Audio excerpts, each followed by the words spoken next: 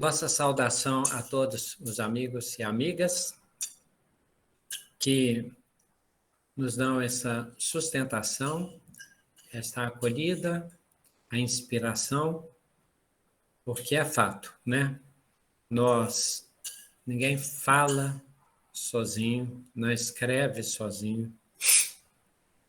Muito do que é conversado, às vezes, aqui é impulsionado, é impelido, a palavra bonita, né? Pelo pensamento que as pessoas têm, pelo anseio, pelo que se espera, por aquilo de que se precisa. E hoje, não sei onde o Demóstenes está, né, Ubatuba, mas no caso nosso aqui, essa noite mais assim, nublada, chuvosa em Belo Horizonte, né, algumas pessoas eu acredito que sejam de outros lugares, então o tema casas ele é relacionado a esse lado de acolhida mesmo, né? Então, iniciando, é o seguinte, algumas fundamentações, elas são mesmas, elas são comuns, são base, fundamento geral de estudos, porque sempre é importante que tenhamos em vista o pressuposto nosso, qual que é a nossa concepção, a nossa ideia de explicação da existência.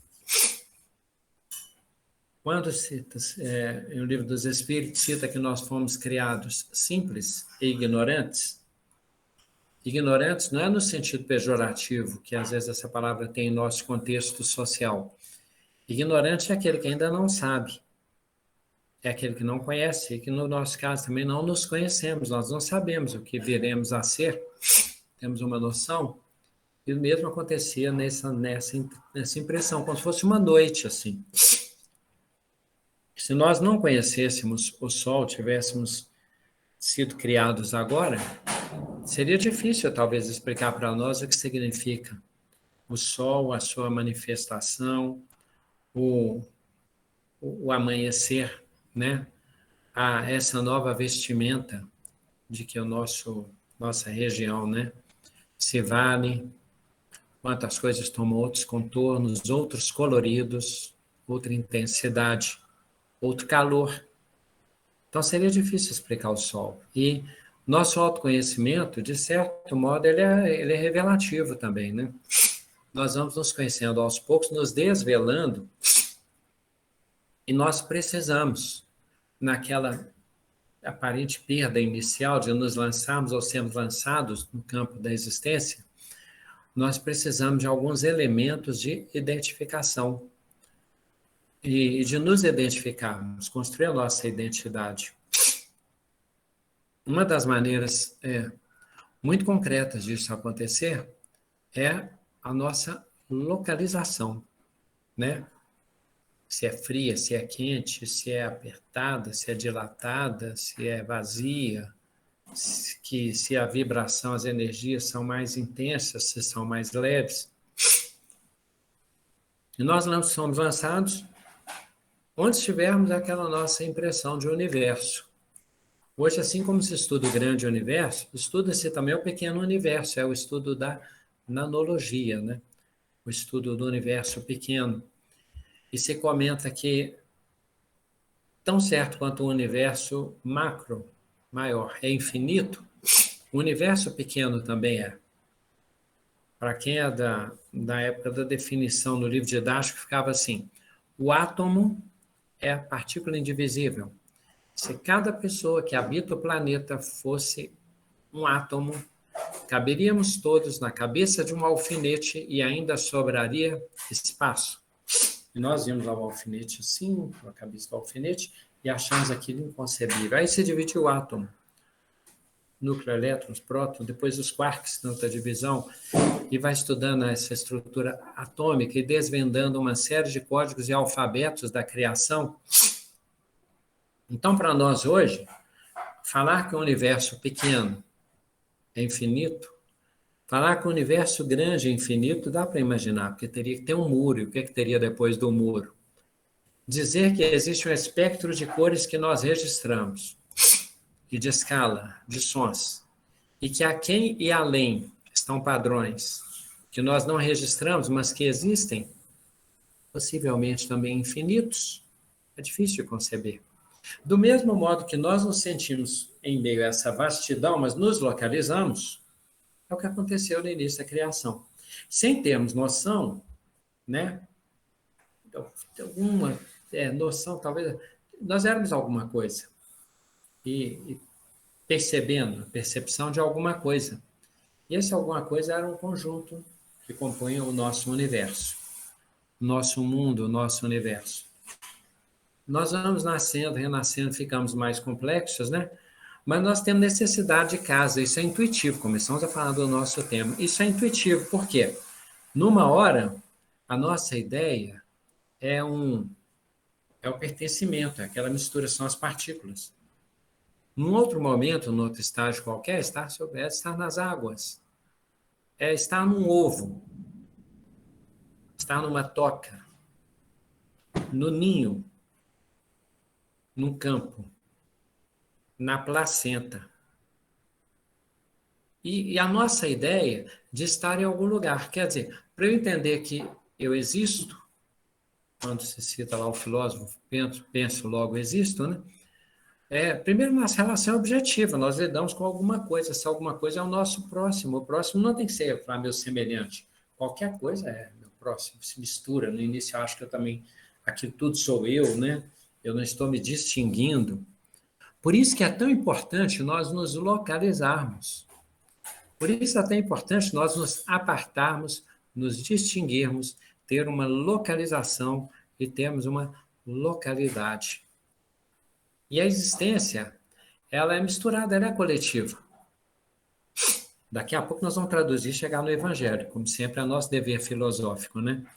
Então, nós estamos misturados com muitos elementos, com muitas coisas, é o nosso pequeno universo que depois vai se tornando mais amplo, mais vasto.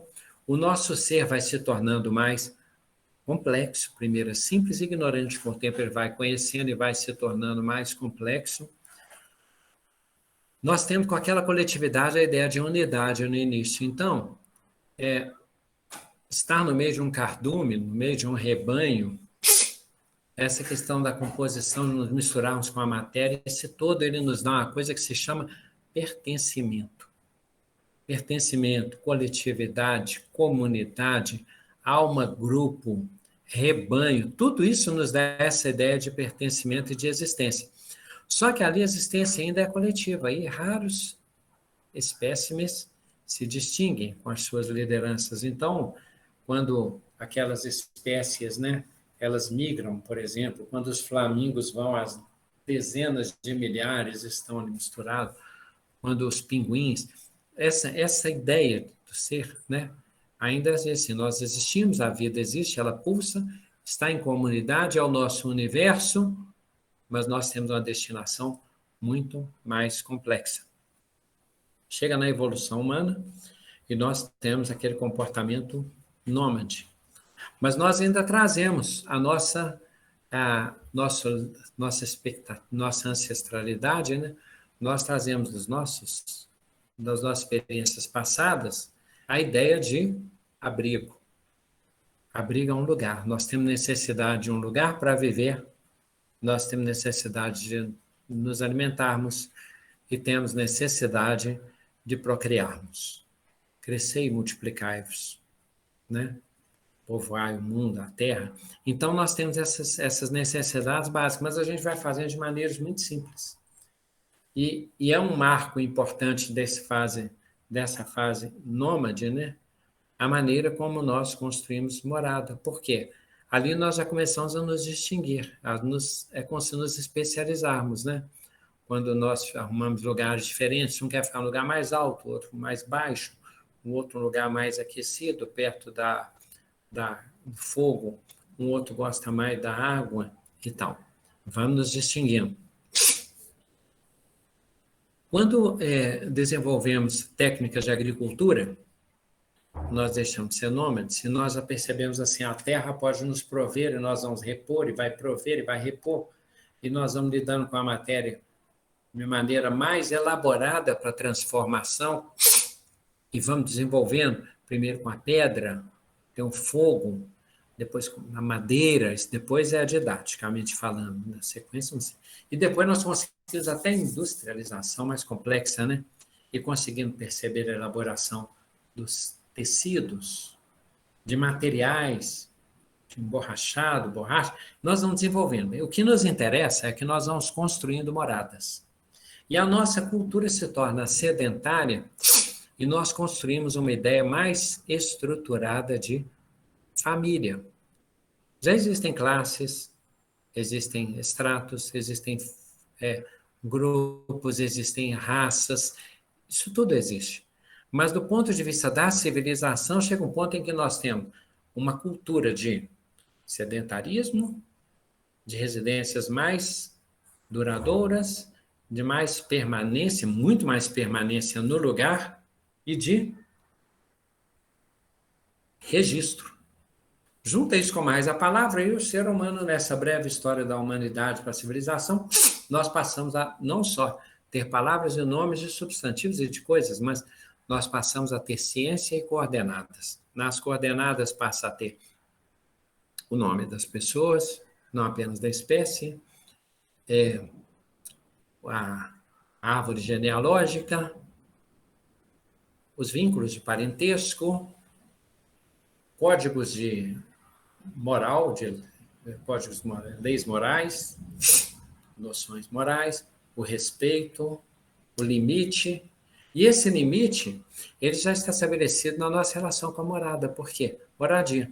Porque na casa nós naturalmente precisamos de chão, é óbvio, lei da gravidade, corpo físico não volito, que coisa inteligente para ouvir, para quem veio aqui até desanima, dá vontade de abandonar o estudo. Mas nós vemos do chão, mas nós precisamos de um limite. Então nós pensamos nas paredes, as delimitações dos cômodos, o teto, a janela para nós lidarmos com o mundo exterior e as portas para que nós possamos ir e vir. E aí é outro dado importante de que falaremos. Então, a casa tem a ver com todo esse nosso histórico de mundo, placenta, ovos, água, ninho, toca. Aí tem a casa, aí nós fazemos estojo, baú, arca, porão, closet, vamos fazendo essas coisas. O que está ali envolvido é tanto a nossa individualidade, quanto o nosso pertencimento mais seletivo, quanto a nossa cultura. E aí nós construímos também estratos sociais, classes sociais, famílias, a questão da experiência de monarquia, todas as questões nós vamos estabelecendo. A sociedade se desenvolve. Mas em que sentido que a casa é importante para a nossa evolução futura e qual é a perspectiva do nosso futuro espiritual em relação a isso? A casa nos dá a ideia de localização, dá a ideia de convivência dentro da casa, das casas entre si, das localidades. Ela nos situa, ela nos possibilita um pouco mais de privacidade. A privacidade nos dá um pouco a ideia de introspecção. A introspecção nos dá a possibilidade de recolhimento, o recolhimento nos dá a possibilidade de prece, de meditação, tal. A casa dá a ideia de segurança. Está nos contos de fadas, né? Os porquinhos da palhaço, Palito e Pedrico sempre fazia crítica social do que se fala sobre isso, de como se pode usar mal essa história, ela pode ser complicada em termos sociológicos, mas a ideia da casa. A ideia da casa que dá segurança quando o porquinho corre para se proteger do lobo, das intempéries. A ideia da casa que dá segurança quando, nas fábulas lá, né? A gente coloca um no castelo, o outro está lá em cima, na masmorra, o outro está na casa, na floresta, João e Maria, Chapeuzinho Vermelho. Está presente, é do nosso ideário. E sendo do nosso ideário, evidentemente, está a cultura bíblica.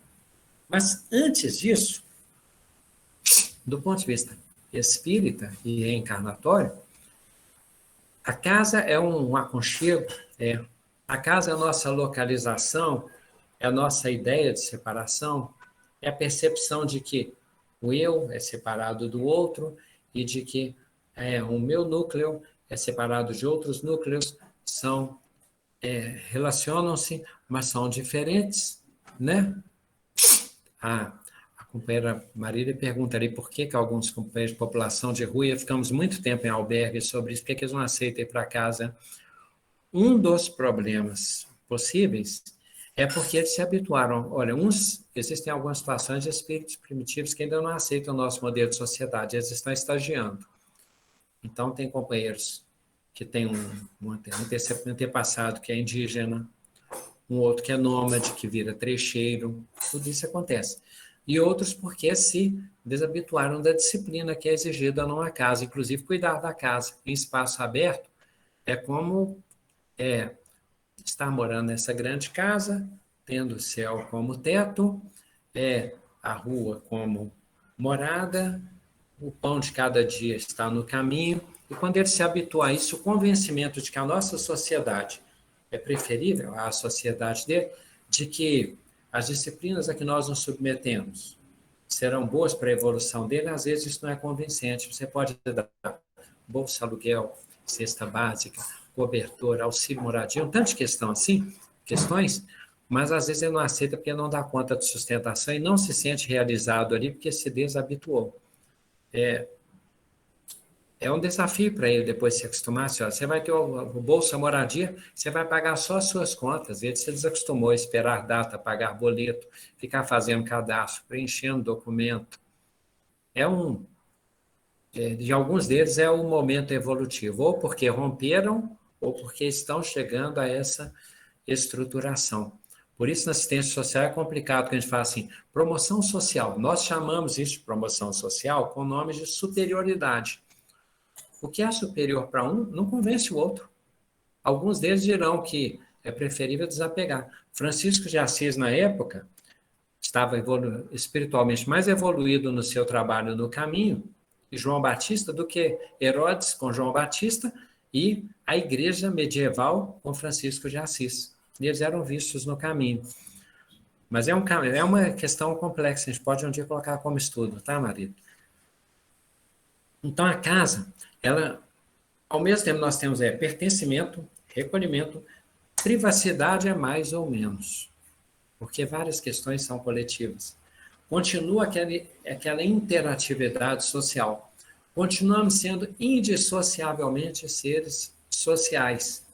E para que nós não nos tornemos egoístas, muitas vezes, né? Que é um desafio. O individualismo pode ser reforçado pelo isolamento social.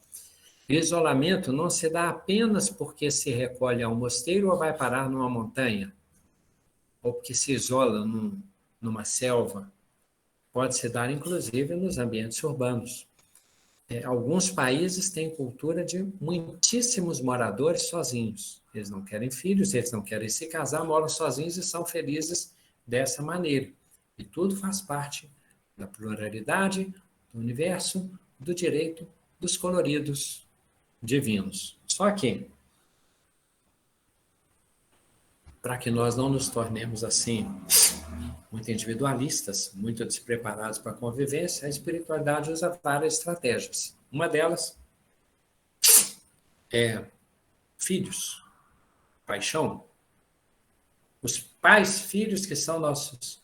Os filhos, pais que são nossos pais, filhos, que hoje em dia, muito do envelhecimento populacional, faz com que a família que às vezes não tenha crianças, tenha idosos que vão se tornando crianças.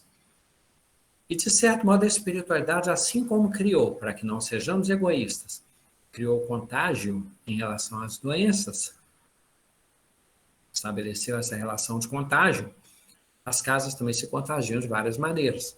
Campo e cidade, casas geminadas, condomínios, chão com chão, parede com parede. Ambientes condominiais de bairros, de casas, áreas coletivas e dentro da casa, parentela. Às vezes, é um aconchego importantíssimo, porque nós nos identificamos, porque nos sentimos fortalecidos, porque nos sentimos protegidos, porque temos do que nos prover, com base na nossa solidariedade. Só que são muitas experiências. E na Terra, muitas vezes, o que acontece é o que acontecia entre Esaú e Jacó. Saul contra Davi. Caim e Abel. Muitas vezes o que acontece é divisão porque a diferença é interpretada como ofensa, como incômodo, como invasão, como preenchimento do nosso espaço, como opressão do nosso ser, como provocação do nosso valor ou do nosso gosto. Então Jesus chega a dizer assim, voltaremos a isso. Os inimigos homens serão os da sua própria casa. Então, uma primeira possibilidade é nós pensarmos assim, quem está na minha casa é porque na reencarnação passada me fez mal, ou eu fiz mal, nos desentendemos, fomos adversários, rivais. É uma das possibilidades, voltaremos a ela. A casa é um lugar de, teoricamente, segurança, conforto, localidade. Isso é para fixação, privacidade, recolhimento. Convivência, tá? É o nosso local no mundo. E através dessa localização, nós também vamos, nessa casa, escola, também nos conhecendo e nos dando a conhecer. Que lá fora, na mocidade, na reunião pública, mesmo nas vias públicas, tal, numa convivência mais breve, mais planejada, nós oferecemos o melhor de nós, recebemos o melhor dos outros, ou então lidamos com menos preso, com menos concentração, porque sabemos que é temporário, mas a casa é uma vivência duradoura. O trabalho também é assim. Então, na casa, nós nos conhecemos mais profundamente. Os nossos pontos fracos ficam mais expostos. As circunstâncias de afetação surgem mais. Então, essa, o que seria pluralidade, que seria diferença, o que seria colorido, vira também situação de tensão e, às vezes, de conflito. E precisamos administrar. Bem, não é diferente desde os primórdios de quando fomos criados. Nós já lidamos. A vida, a existência sempre foi luta. É luta entre as partículas, é luta entre os átomos, é luta entre os mundos, é luta entre os elementos da natureza, entre os reinos, entre os espécimes na seleção, entre aspas, natural, no predomínio da força, no crescimento, no desenvolvimento das faculdades, na ruptura da placenta, na quebra da casca do ovo, na manutenção do território, na escavação da toca, no disfarce da proteção da prole, nas lides lá com os predadores, na busca da caça, é luta, mas sempre com esse elemento também de acolhida, proteção, afinidade, ternura, recomeço, gratidão, prazer. Essas felicidadezinhas que vão se tornando cada vez amostras da felicidade definitiva. Paulo chega a dizer assim, tendo o que comer e com o que me vestir, eu me dou por satisfeito. Então, Paulo era um bandeirante, ele era um nômade, é outra coisa que vamos falar, uma categoria de evolução diferente da nossa. Nós já dizemos assim, se eu tiver onde morar, com o que me vestir e com o que me alimentar, eu me dou por satisfeito. Mais ou menos, né? A gente quer mais. A gente quer celular, a gente quer um tantão de coisa, mas vamos lá, isso é um outro capítulo da nossa organização social. Mas, em regra, o que nós precisamos é alimento, incluindo água, pela nossa convivência social, né? Precisamos nos vestir e precisamos de abrigo, qualquer nome. Na época de Jesus, a gente já depara com a situação, já tem locais, casas, né, endereços e tal, e algumas situações de casa que são simbólicas. Quais tipos de casa a gente vê na Bíblia, por exemplo? Elias se hospedou na casa de uma viúva, que já dissemos, é a mulher idosa, que está só de marido e é pobre, e ela tinha um filho. E Deus fala para Elias que ele fosse até lá, que ele seria hospedado e que ela deveria dar para ele primeiro o alimento, e ela falou, não tem nenhum bolo para dar. Eu peguei 2 cavacos aqui que eu vou dar para os meus filhos, antes de nós 2 comermos e nós 2 morrermos, da penúria, não temos nada. Ele diz, olha, você vai buscar, arrumar uma farinha e vai trazer óleo. A farinha e o óleo não vão faltar enquanto vocês me hospedarem segundo o Senhor, e não faltou. Aí já tem um sentido simbólico. Na hora que às vezes a gente está em casa, entra o elemento da fé, agora em diante entramos em outro território, porque nós temos capacidade abstrair, valoração, discernimento, adoração. Já no nosso capítulo, que não é apenas civilizatório, mas também de fé, não apenas do culto no sentido primitivo, mas de uma fé raciocinada e interpretativa, a casa da viúva mostra-nos que nós podemos estar abandonados, desfalecidos, pobres, desesperançosos, que Deus nos visita através do profeta Elias. O Elias representa para ela, de certo modo, o que Jesus diz depois: os pássaros não semeiam, os lírios se vestem espontaneamente com mais esplendor do que Salomão nos seus mais áureos tempos. Nenhum pássaro tomba por terra sem que o Pai o permita, o tempo de cada coisa. O pássaro, Deus os alimenta, e quanto não valeis mais do que os pássaros. Então, de certo modo, tem um lado de providência divina que nos trouxe até aqui. E seria muito injusto que nós não reconhecêssemos que o que aconteceu com a viúva aconteceu conosco. Quando se diz que muito hospedaram santos sem que o soubessem, profetas enviados do Senhor, muitas vezes a nossa casa teve farinha que se multiplicou, teve óleo que não acabou. Muitas das nossas infâncias tiveram momentos heróicos de espiritualidade, de auxiliares, de ferramentas para que nós chegássemos até aqui. Talvez nós não lembremos, natural. Talvez nós nos lembremos um pouco e saibamos que o que acontece com a viúva, Elias, aconteceu conosco. E aí o que menos importa é a casa. O que mais importa ali é o quê? A mulher, o filho, Elias, a farinha, o óleo, e o filho dela morre. Aí pensa, puxa, eu aceitei você, parece que você trouxe maldição para minha casa, porque você teve sortilégio aí da farinha, do óleo, mas o que mais me importava era o meu filho. Elias pede a Deus, porque ela o hospedou, e tem a oportunidade, assim como Lázaro, de revivenciá-lo, reavivá-lo. Então, nossa casa às vezes tem farinha, óleo e nova vida. Toda vez na casa que nós saímos de um estado de arrasamento, de desesperação, de desencanto, de desalento, de tristeza, opera-se novamente o fenômeno de Lázaro, do filho da viúva e do prodígio de Elias.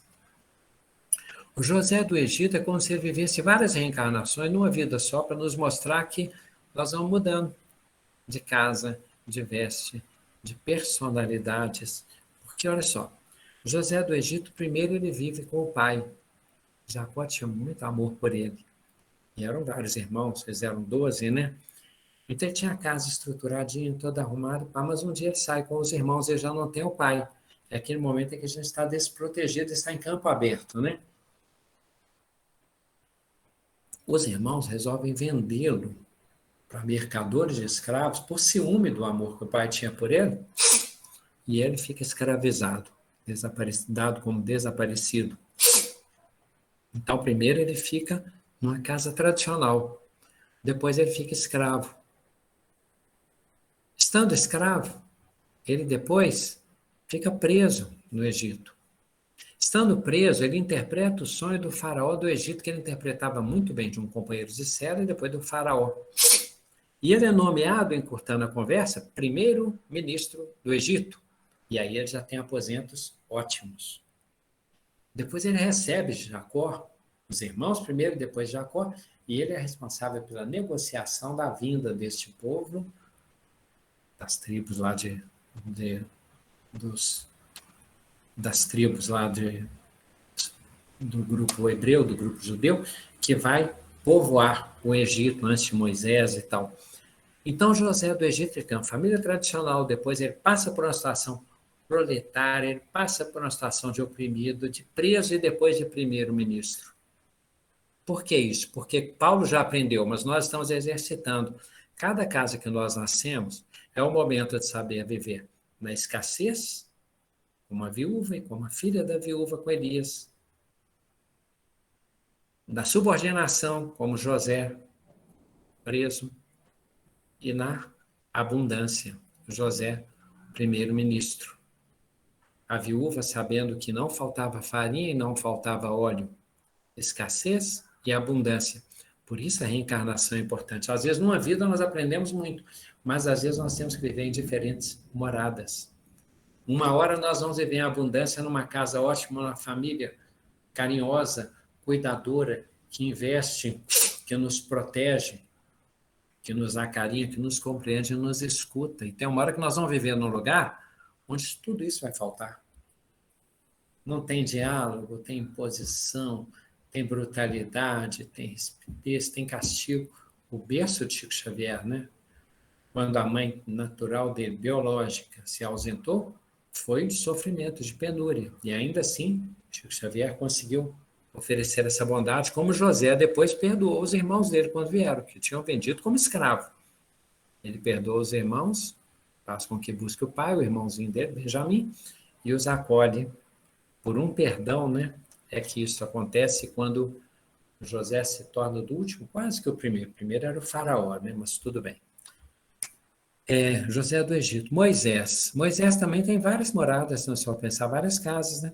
Ele está na questão lá do Egito, aí ele pega, por impulso, defende um companheiro lá, hebreu, morto por um soldado do Egito, mata o soldado do Egito e fica foragido. Aí, antes disso, ele já tinha sido colocado numa cesta, ele estava sobre as águas, ao relento. Então, Moisés primeiro está numa situação simplesinha numa cesta, depois ele já cresce, vigoroso, aí ele tem que fugir do Egito. Depois ele volta para o Egito, aí para nisso, não, a ver com o seu. José do Egito fica primeiro-ministro. Com Moisés complica, porque quando ele está dileto, querido, pela família do faraó, tem um momento em que ele fica como dissidente e intermedia a libertação do povo hebreu. E em função das pragas, o que seria glória se torna aprovação, porque ele leva o povo para onde? Para o meio do mar e depois andar no meio do mar e depois no deserto. A abundância das águas e depois o deserto. Sem água, quase 40 anos no deserto. Chega um ponto em que ele era obrigado a liderar milhões de hebreus ao relento. Até cita lá que alguns dos prodígios que Deus operou, não apenas as codornizes que vieram, se ofereceram como alimento, não apenas o maná, o alimento que vinha do céu, não apenas bater o cajado e sair água, mas as vestes dele, né? Teve um período em que Deus operava para que as vestes não envelhecessem. Antes a gente falava assim, para não ficarem puídas, né? Mas só que isso era de vez em quando. O normal, o constante, o natural, era agrura, escassez, sede, penúria mesmo, né? E tendo que adorar a um Deus invisível, que supostamente, por uma voz, falava com eles. Mas a questão de Moisés também nos faz pensar sobre isso, né? A evolução dele. Ele sai do Egito e muitos começaram a se rebelar e dizer a Moisés: você diz que ia nos libertar e você nos piorou a nossa vida, porque lá primeiro nós tínhamos casa e alimento. De novo a casa e o alimento. Eles tiveram a ideia de que eles evoluíram. José do Egito, Moisés, outra casa apareceu e evoluiu, sempre a ideia da reencarnação. A do pai de Tobias, que já falamos no Antigo Testamento. Ele era boníssimo, ele era caridoso, e por uma caridade que ele praticou, ele ficou malquisto lá no ambiente social, porque num dia de sábado, ele enterrou um corpo físico, alguém tinha desencarnado, e ele, preocupado com o abandono do cadáver lá fora, ele resolveu enterrar, sepultar. E ele foi tido como um malfeitor porque desrespeitou o dia de sábado. Então, quando o pombo lança os dejetos lá e cai nos olhos de Tobias, e ele fica cego, temporariamente, muito tempo, as pessoas entendem que foi um castigo pelo que ele fez. Como se violar o dia de sábado fosse fosse um mal maior do que o bem que ele fez de sepultar o cadáver, que nem era familiar dele. Então, naquele momento, ele cega, por quê? Porque tem hora que a gente esquece da nossa cultura, somos imersos em outra cultura, e aí nós temos que lembrar do que nós éramos, do bem que nós fizemos, do bem que nós recebemos. até que os nossos olhos se abram de novo, que é quando nós chegamos ao plano espiritual. Então, na metáfora de pai de Tobias, ele pratica a caridade, sofre a provação, pois, se eu semei o bem, eu tenho que receber o bem, porque eu recebi o mal, é uma provação, que Deus conversa com seres mais evoluídos. Aí Tobias vai, busca uma esposa, conhece a prima, um guia o ajuda, isso eu já contei para não ser repetitivo. Aí o guia ajuda, ele vem com a prima, se casa, e ele traz por orientação do guia o remédio de um peixe lá, que era suficiente para passar nos olhos do pai dele, e o pai dele enxergaria novamente. Às vezes isso é a metáfora de quando nós nos reencontramos, o filho querido com o caridoso, Tobias com a querida sobrinha, que se casará com o filho. Tem hora que a nossa vida é de Tobias. Tem hora que parece que tudo fica apagado. O filho se ausenta, ficamos cegos para a nossa vida passada, temos uma impressão de perda, algo que nós tínhamos e não temos mais, uma desolação, uma agonia, uma depressão, e depois volta a aventura. Às vezes o reencontro de Tobias com o pai, com a prima, com todos enxergando, é no plano espiritual, depois das moradas terrenas. Outra casa, Lázaro. Eu continuo achando intrigante a figura de Lázaro. Não sei, eu quis falar dos três, Lázaro, Maria e Marta, mas eu esbarro sempre no seguinte: para mim, o Lázaro é o grande coadjuvante do Novo Testamento, porque eu não sei como ele é. Ele não fala uma palavra. A única atitude que ele fez foi Jesus falou assim: Lázaro, vive, né? Vem. E Lázaro sai, é avivado, ressuscitado, na expressão de algumas traduções, e só isso que ele fez. Eu não sei se ele era bom de conversa, se ele era carismático, se ele era temperamento do fogo, da água, se era ternura, se... Não sei, não sei. Maria e Marta é que aparecem mais. Agora, o que se fala é que Jesus amava ficar na casa de Lázaro, Maria e Marta. E é uma casa tão terráquea, né? Maria tão desligada, tão pura, tão devotada, tão embevecida com a existência e a bondade de Jesus, tão adoradora de Jesus, e Marta é tão terrena, tão arrumadora de casa, tão franca, tão direta. Eu acho que Jesus gostava disso. Ele gostava do jeito de Marta ralhar até com ele. Ele gostava do jeito de Maria ter essa adoração. E Lázaro, eu não sei. Mas é da intimidade, né? A gente queria ter visto isso. Mas Jesus adorava. Por que nós estamos dizendo? Que Jesus também tinha os seus lares na casa, no mundo, né? Que era Maria, José. E até José também experimentou como se fossem vidas. Porque olha só, Moisés, numa hora ele está... Moisés, não, José. Quase casei Moisés com Maria. José, num primeiro momento, ele é só o carpinteiro que, assim como Saulo de Tarso ia se casar com Abigail, que a vida dele estava encaminhada. José estava tranquilo, aí muda tudo. Aparece um anjo lá para Zacarias e aparece um anjo para Maria. E o anjo avisa que Maria daria a luz. E a vida de José, que era tranquila, serena, comum, simples, quanto Moisés, quanto José, a vida dele, que seria simples, de repente fica revolucionada. A prometida dele estava grávida e ele nem sabia que foi por obra do Espírito Santo, uma expressão que se traduziu, né? Nem sabia que o anjo é que tinha feito o anúncio e avisado que aquilo aconteceria, já que ela condescendeu. Ele acha que ele ia se casar e que o mundo dele acabou. E o anjo aparece para ele em sonho, que ele não tinha parece que essa mediunidade vidente.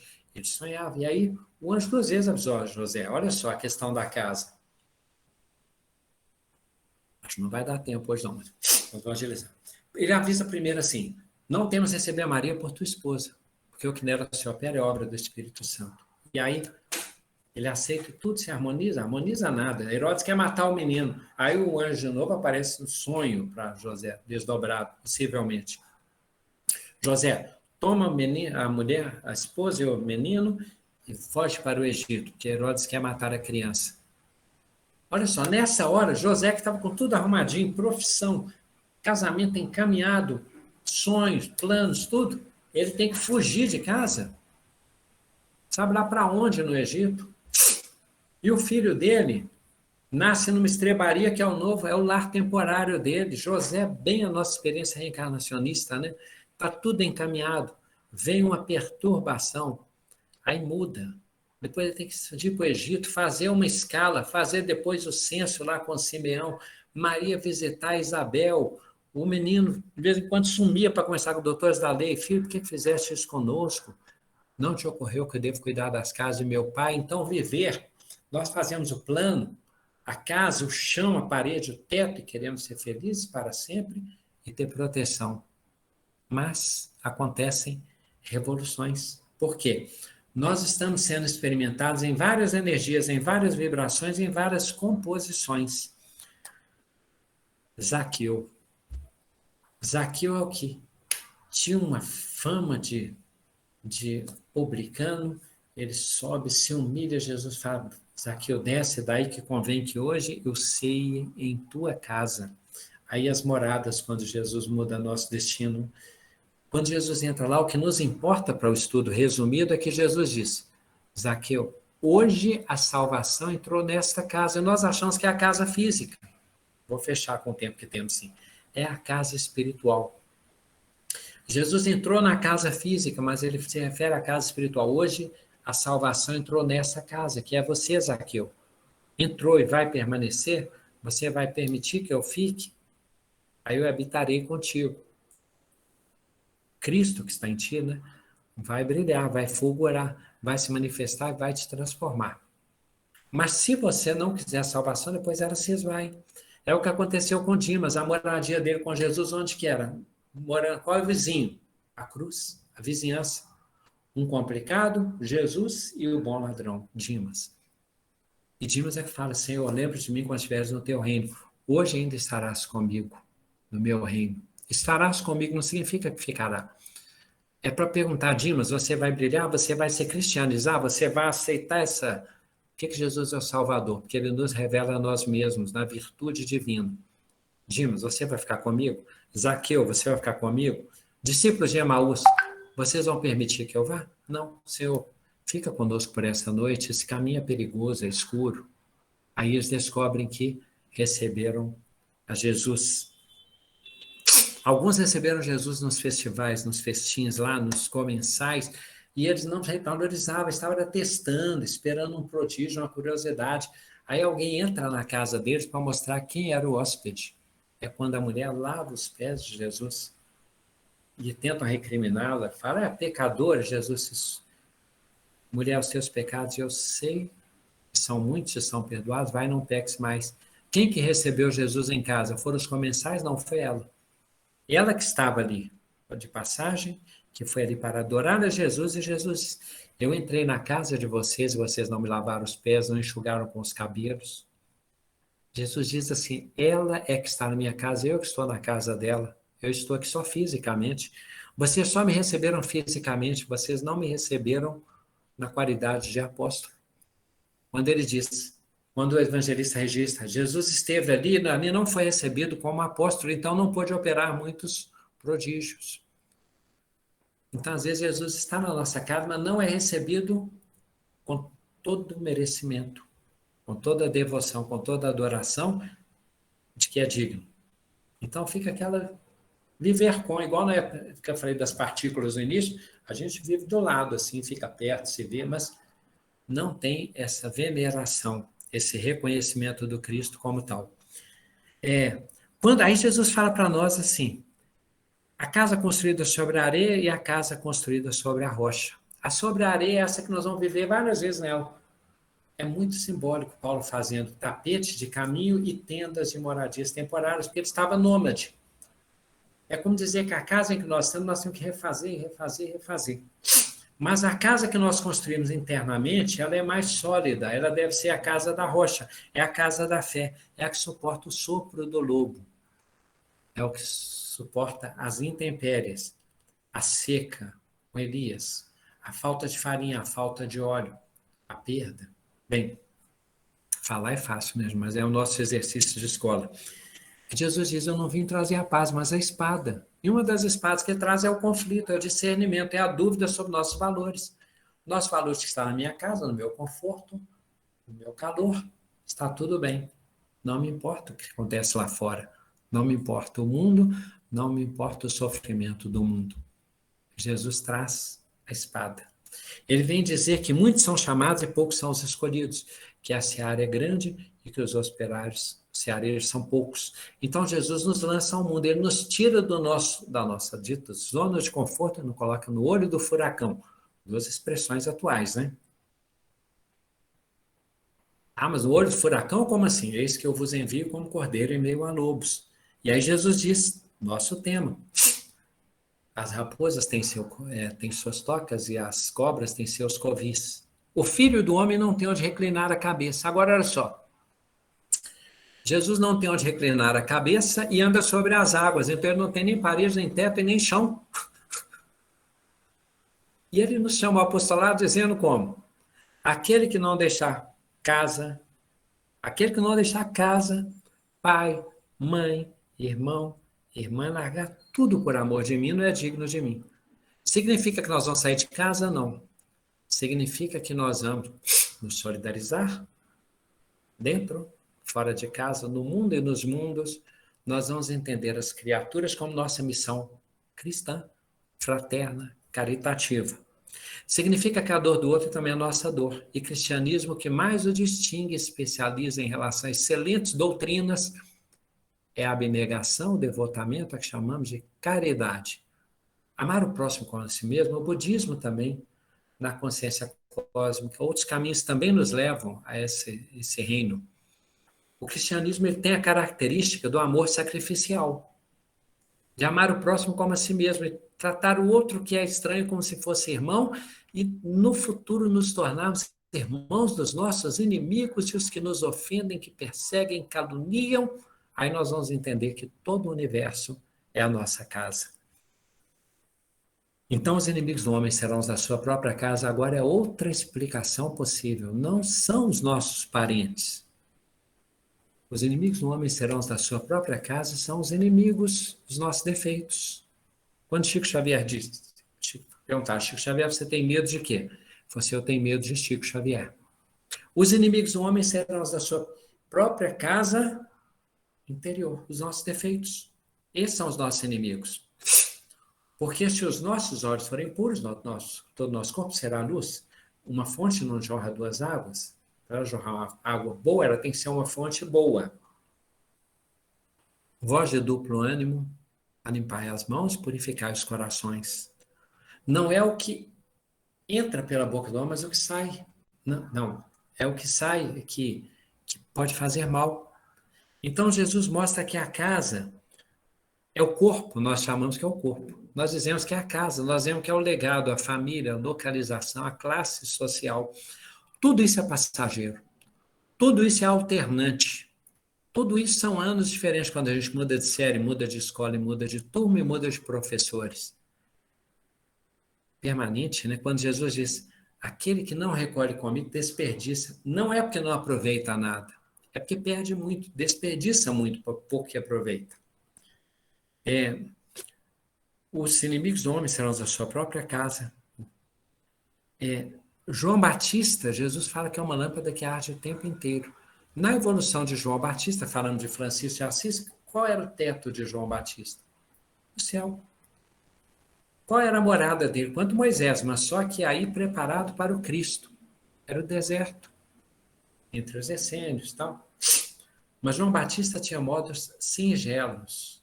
E a ardência dele era a fé e o anúncio. A vida dele era profética.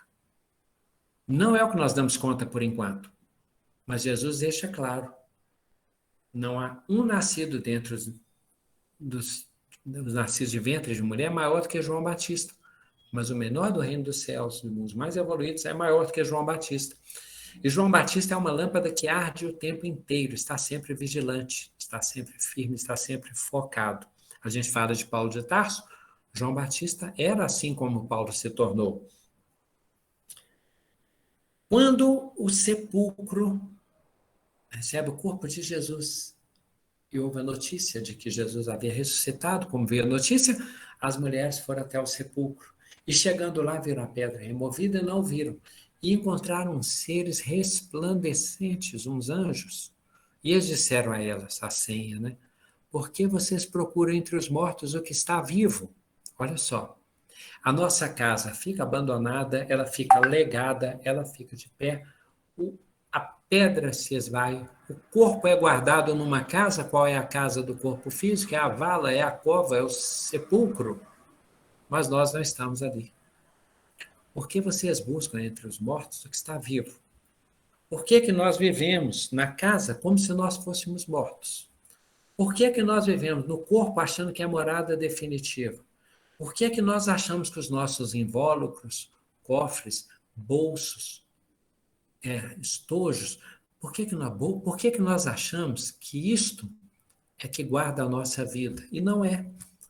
Tudo isto é localização, é toca, é ninho, é ovo, é guarida, é tenda, é morada temporária, para nós lidarmos com o mundo de ilusões, das manifestações, dos sentidos, para nós termos a ideia de presença, de ausência, de ir, de vir, de estar, de não estar, mas a permanência é o espírito. E a nossa morada mais duradoura da vida física é o corpo, mas o corpo é veículo temporário. Então, qual é o sentido essencial que nós podemos aplicar? Daqui a pouco, né? Só lembrar de Martins Peralva, tá?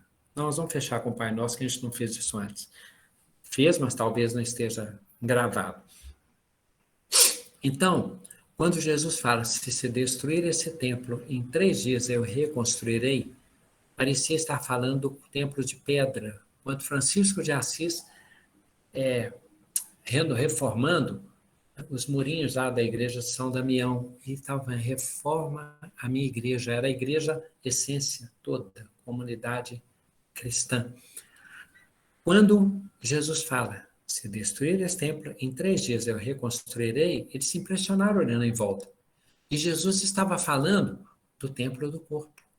3 dias depois, ele aparece aos discípulos, corpo materializado, Tomé, encosta em minhas chagas, come do peixe, come do pão, parte o pão com os discípulos de Emaús.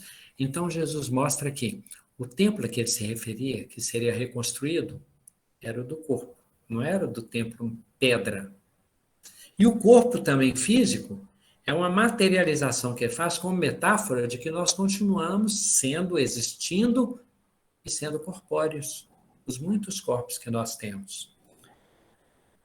Aí entra a metáfora bíblica, quando você fala, o vosso corpo é um templo onde habita o Espírito Santo. Aí nós achamos que a igreja de pedra com o Espírito Santo, que desce como pomba, que desce como língua de fogo.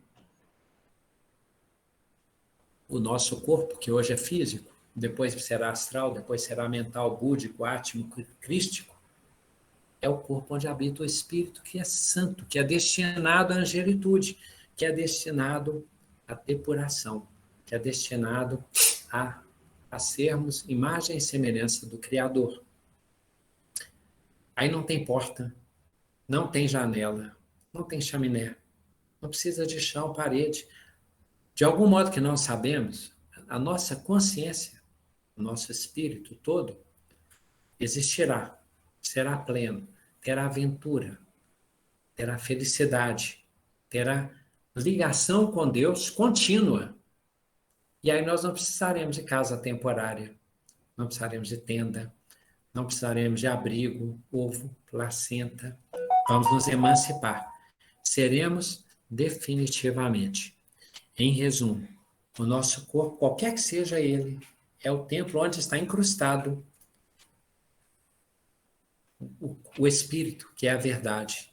Tudo mais é ilusão. Tudo com o tempo vai se dissipando no ritmo que nós demos conta evolutivo. Mas haverá um momento em que Jesus fala, nós não iremos aqui, colar, localização, espaço. Ajuntai para vós tesouros onde os ladrões não roubam, ladrão é o espaço, leva para um lugar por outro, e onde as traças não corroem, que é o tempo. Então não vai ter espaço nem tempo.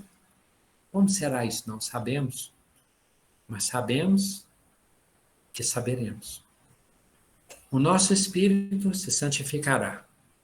E aí nós estaremos adorando em todos os lugares e participaremos nas faculdades divinas. Parece que esse é o nosso destino. Tá? Espero não estar sendo confuso. E para fechar, Martins Peralva fala da casa mental e ele usa uma comparação. Ele diz que tem o sótão, o chão e o porão. Já falamos disso uma vez. O sótão é o nosso consciente futuro superior. O chão é o nosso tempo presente, nosso nome, nosso endereço, nossa data de nascimento, né? O porão é nossas vidas passadas, nosso inconsciente passado. Inconsciente passado lá embaixo. Presente aqui, futuro, sótão. Pai Nosso trata disso. Já dissemos, vamos relembrar para fechar? Pai Nosso, de todos nós que estais nos céus, no sótão, no plano superior, no altiplano, no que seremos, no nosso destino de felicidade definitiva. Santificado seja o vosso nome, porque não tem comparação, é do mundo das ideias, é do mundo das perfeições que nos inspira e nos convida. Venha a nós o vosso reino, tem comunicação.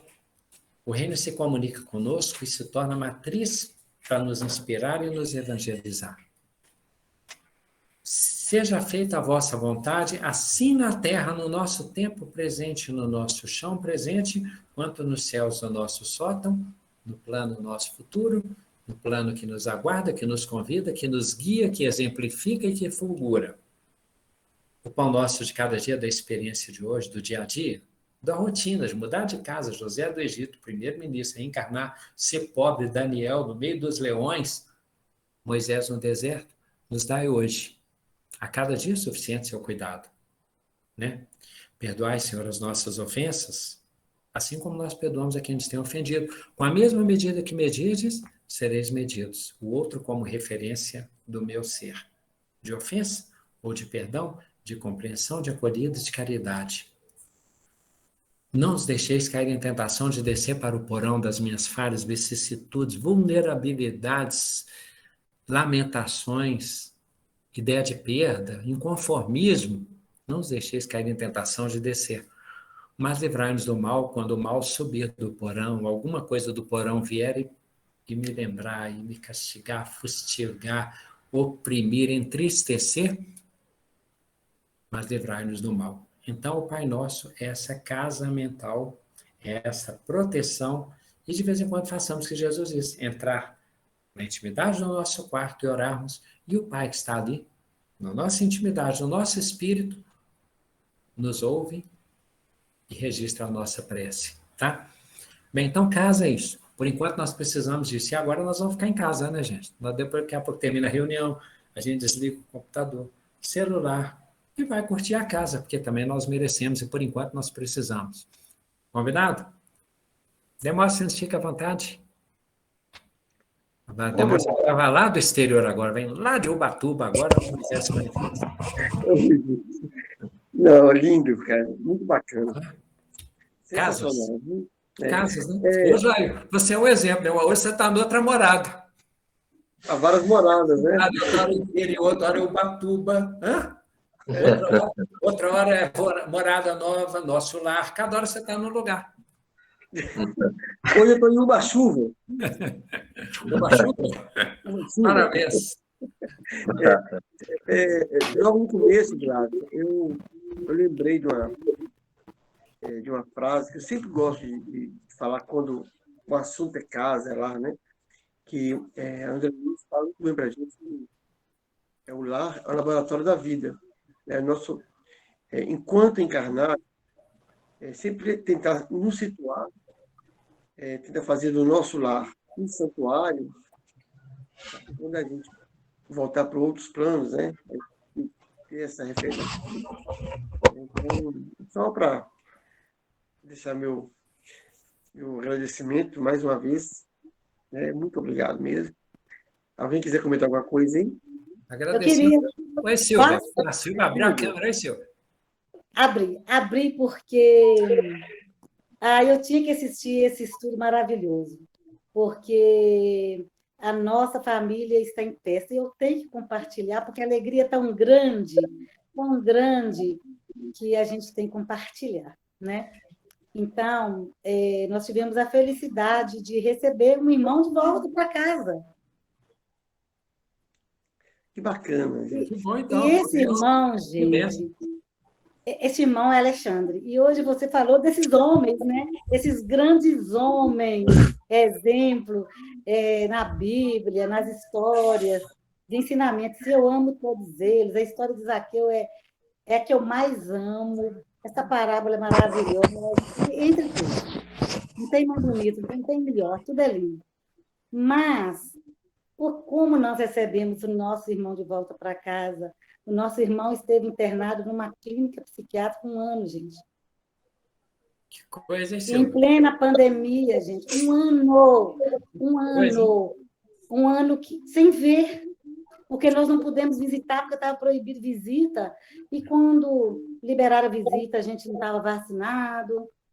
Gente, nosso irmão foi mandado para um lugar tão longe, tão longe, tão longe, que é 12 horas de viagem da nossa casa. E como a gente ia viajar 12 horas para ficar meia hora e retornar 12 horas, correndo um risco enorme de contaminar quem estava lá e tudo, né? E nosso irmão, ele não foi internado por vícios, não. É porque nosso irmão tinha problemas psiquiátricos, né? É dependente de remédios. Então, chegou naquela hora, estou bem, não preciso de remédio. Eu não quis mais tomar os remédios achando que estava bom. Aí, nesse período, se envolveu assim, foi achando pessoas, isso mesmo, você está bom, não toma remédio, não. E aí ele foi chegando, fazendo dívida, só comprando, e sem preocupar em pagar, brigando, revoltou contra todos nós, irmãos, sabe? Revoltou contra todos nós, e uma coisa assim, terrível. Então, assim, receber nosso irmão de volta e ver a nossa mãe de 90 anos que anda com dificuldade. Eu não sei nem como ela teve força nessa hora, que ela foi ao encontro dele andando assim, que parecia que ela nem tinha 90 anos. Silvia, Tamanha são vários parabéns. Olha, Ai, parabéns que à sua felicidade. mãe, parabéns ao seu irmão por ter conseguido vencer. Os super parabéns por vocês entenderem que isso é uma dádiva, vocês receberem isso como uma dádiva. Isso é raro. Isso aí, olha bem, você está na condição do pai do filho pródigo, que o filho pródigo se ausentou e muito depois entendeu a fortuna que era ter o filho de volta. O mais do parabéns aí foi a acolhida suas. Não foi fácil, não. Acolhida e sofrimento, né?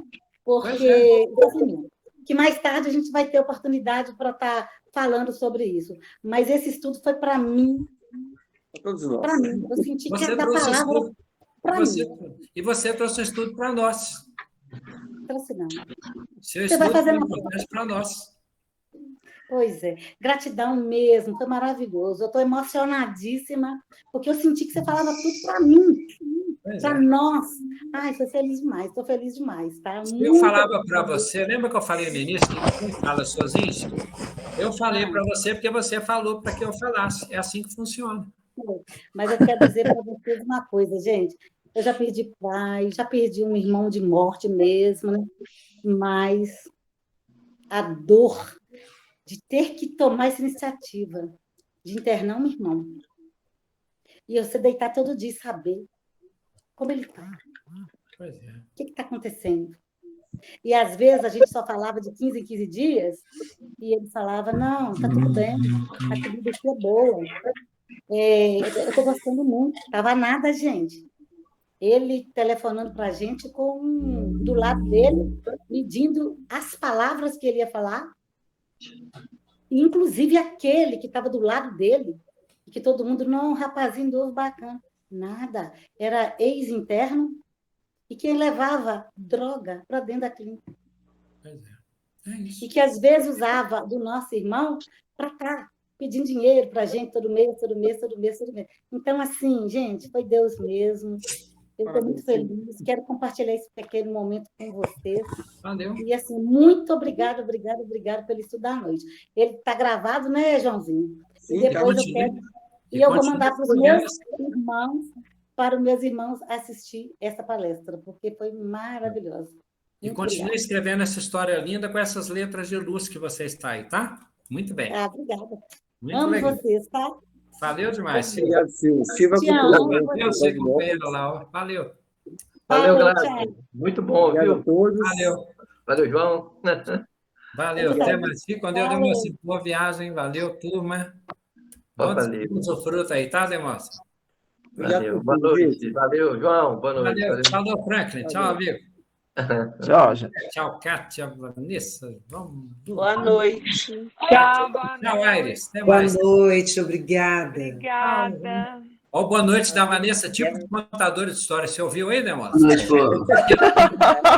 esperando. Aquela voz súplice de contar a história para nós, você percebeu? Oi, Kátia. Eu quase contei Olá. a verdadeira história dos três porquinhos. É. E a Kátia, para fazer a performance artística dela, falou que ela precisa de pelo menos 4 horas, tá, gente? Para fazer um resumo da performance da foto. Vai fazer a consta. Não tem nada disso. Eu estava Ah. chegando de carro na chuva, estava chovendo para danar, e eu já estava ouvindo o time tocando, achando bom demais, tá me acalmando. Falei, Parabéns. que bom. Ô, Gladys, então a performance dela vai ser o mês inteiro. Parabéns. 1 hora por toda segunda. Parabéns. Falou. Até mais, amigo. Valeu. Tchau. Gratidão, viu, Gladys? Tá muito obrigada. Valeu. Boa noite. Tchau, Obrigada. tchau. Tchau, gente. Vanessa. Abraço. Beijo. Fiquem com Deus.